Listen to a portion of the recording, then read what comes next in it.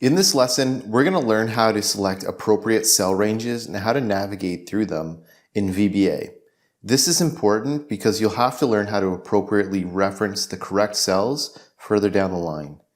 These are basic skills that allow you to build on your fundamentals, as you'll eventually be combining cell reference code with other functions later in your career, giving you a more dynamic and powerful code.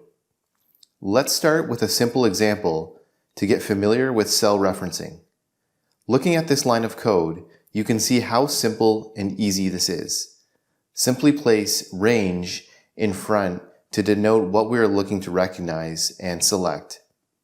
If we want to reference a group of cells, we simply add a colon as we see in here. Imagine we have to reference a cell whose exact address we don't know. It's a dynamic function and it is constantly changing. We can use the offset function here to select how far off to look. Notice how the brackets contain numbers. It is also possible to use range with this type of reference instead of alphanumeric references. However, it is more difficult to read, so we'll stick with the alphanumeric references for now.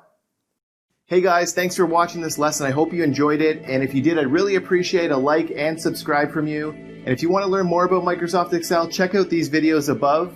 And don't forget to check out our website, commercecurve.com, where we have lots of in-depth finance and accounting courses available with full training workbooks. All of our courses come with complete workbooks of lessons, examples, pre-built financial models, and training video. Hope to see you there.